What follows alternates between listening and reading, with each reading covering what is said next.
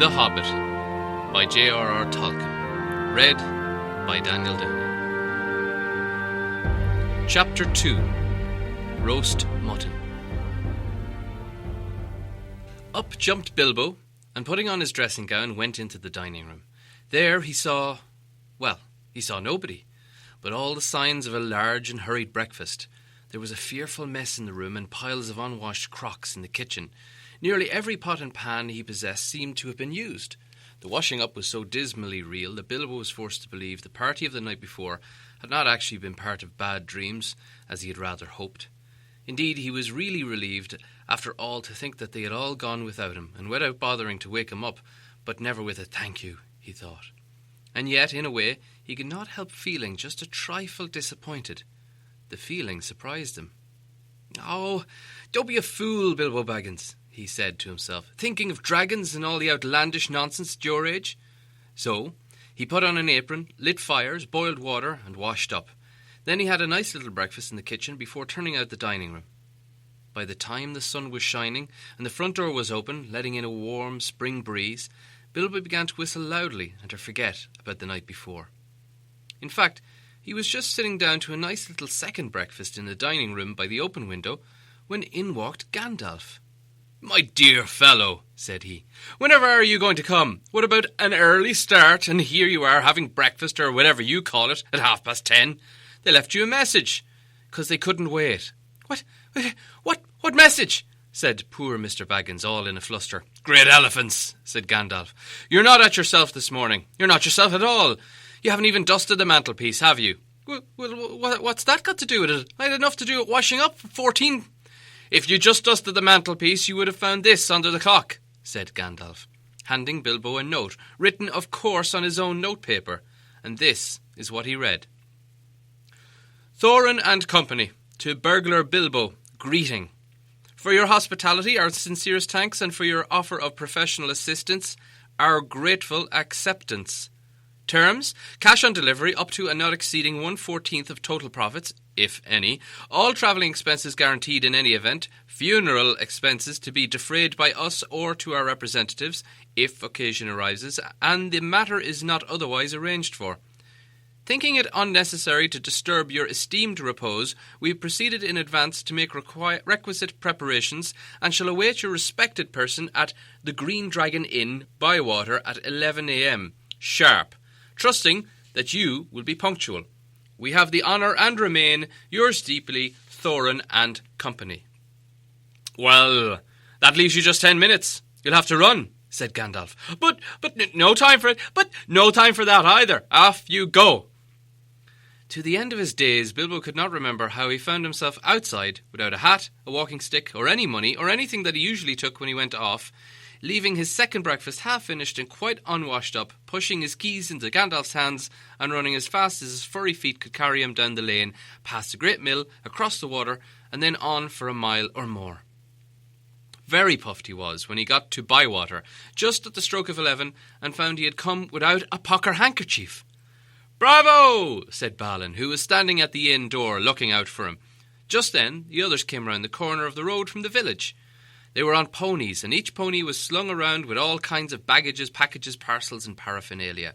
There was a very small pony as well, apparently for Bilbo.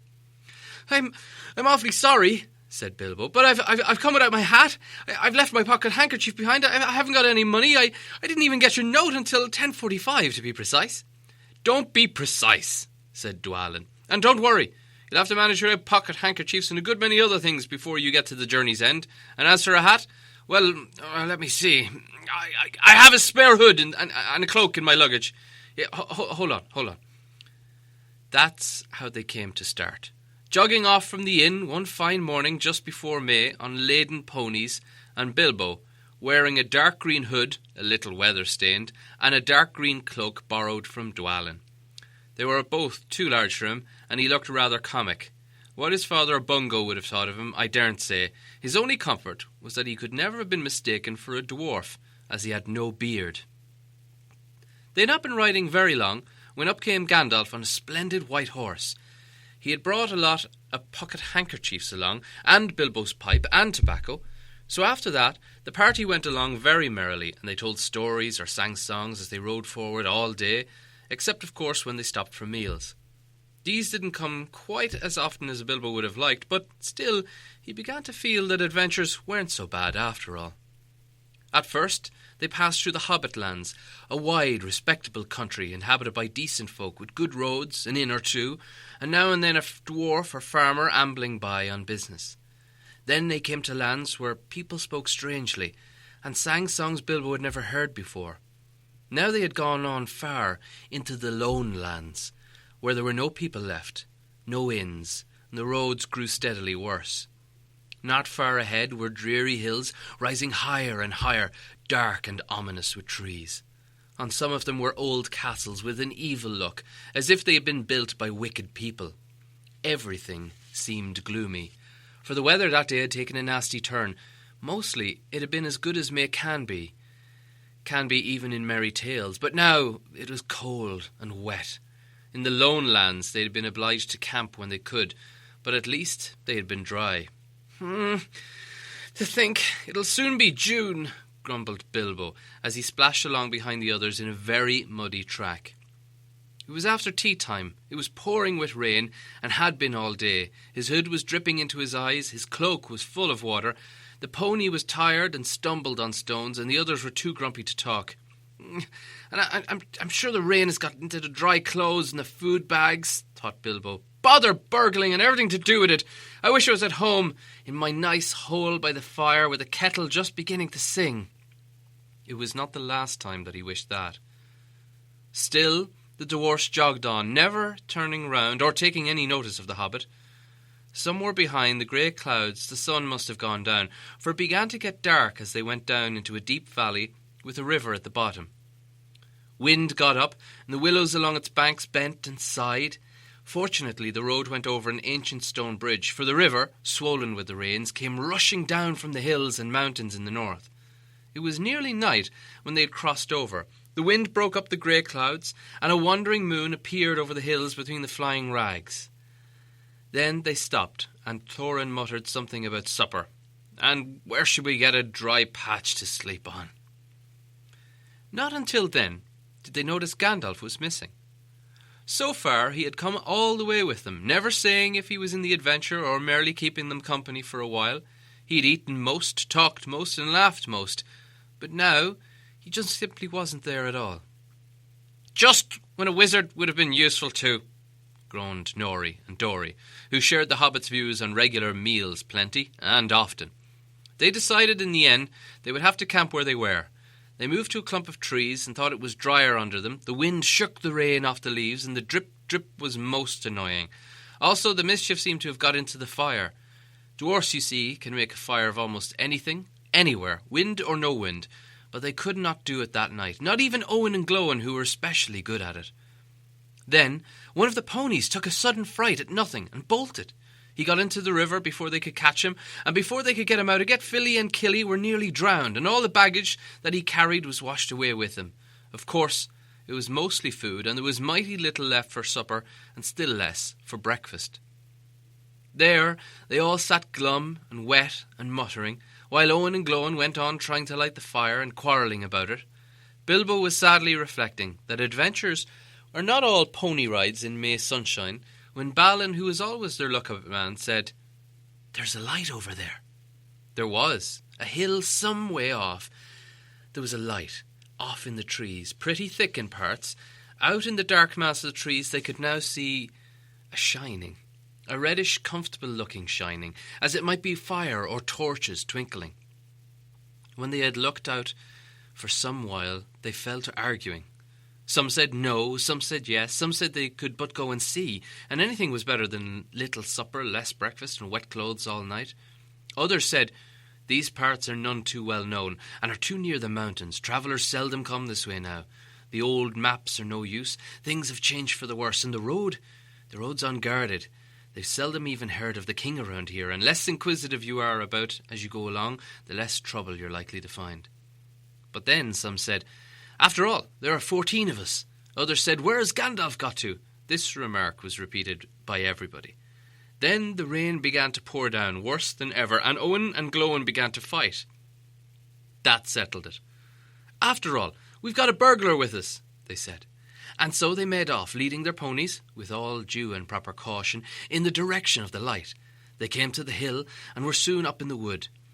Up the hill they went, but there was no proper path to be seen, such as might lead to a house or a farm, and do what they couldn't but make a deal of rustling and crackling, creakling, and a good deal of grumbling and dratting as they went through the trees in the pitch dark. Suddenly the red light shone out very bright through the tree trunks not far ahead. "Now, it's the burglar's turn," they said, meaning Bilbo. "You must go out and find all you can about that light and what it's for, if it's perfectly safe and canny," said Thorin to the hobbit. "Now, scuttle off and come back quick if all is well. If not, come back if you can. If you can't, hoot twice like a barn owl, once like a screech owl. We'll do what we can." Off Bilbo had to go, before he could explain that he couldn't hoot once like any kind of owl, or as much fly like a bat. But at any rate, hobbits can move quietly in woods, absolutely quietly. In fact, they take quite good pride in it, and Bilbo had sniffed more than once at what he called all this dwarfish racket as they went along, though I don't suppose you or I would have noticed anything on a windy night, not if the whole cavalcade had passed 2 feet off. As for Bilbo walking primly towards the red light, I don't suppose even a weasel would have stirred a whisker at it. So naturally, he got right up to the fire, for fire it was, without disturbing anyone. And this is what he saw. 3 very large persons sitting round a very large fire of beech logs. They were toasting mutton on long spits of wood and licking the gravy off their fingers. There was a fine, toothsome smell. Also, there was a barrel of good drink at hand, and they were drinking out of jugs. But they were trolls. Obviously, trolls. Even Bilbo, in spite of his sheltered life, could see that, from the great heavy faces of them, their size, the shapes of their legs, not to mention their language, which was not drawing-room fashion at all, not at all. "No, mutton yesterday, mutton today, blimey if it doesn't look like mutton again tomorrow," said one of the trolls. "Never a blinking bit of man-flesh have we had for long enough," said the second. "What the hell, William, was you thinking to bring us into these parts at all, beats me, and the drink running short, what's more?" he said, jogging the elbow of William, who was taking a pull at his jug. William choked. "Shut your mouth," he said, as soon as he could. "You can't expect folks to stop here for even just you and Bert. You've had a whole village between them since you came down from the mountains. How much more do you want? Time's been up. You should just thank for Bill for this good fat valley mutton like there is." He took a big bite off a sheep's leg he was roasting and wiped his lips on his sleeve. Yes, I'm afraid trolls do behave like that, even those with only 1 head each. After hearing all this, Bilbo ought to have done something at once. Either he should have gone back quietly and warned his friends that there were 3 fair-sized trolls at hand in a nasty mood, quite likely to try roasting dwarf or even pony for a change, or else he should have done a good bit of burgling. A really first-class and legendary burglar would at this point have picked the trolls' pockets. It is nearly always worthwhile if you can manage it. Pinched the very mutton off the spits, purloined the beer, walked off without their noticing. Others, more practical but with less professional pride, would perhaps have stuck a dagger into each of them before they observed it. Then the night could have been spent cheerily by their fire. Bilbo knew it. He had read a good many things, and he had read about these things, but he had never seen it or done it. He was very much alarmed, as well as disgusted. He wished himself 100 miles away, and yet somehow, he could not go straight back to Thorin and company empty-handed. So he stood and hesitated in the shadows. Of the various burglarious proceedings he had heard of, picking the troll's pockets seemed the least difficult. So at last he crept behind a tree just behind William. Bert and Tom went off to the barrel. William was having another drink. Then Bilbo plucked up the courage and put his little hand in William's enormous pocket. There was a purse in it, as big as a bag to Bilbo. "Ha!" he thought, warming to his new work as he lifted it carefully. "This is a beginning." It was.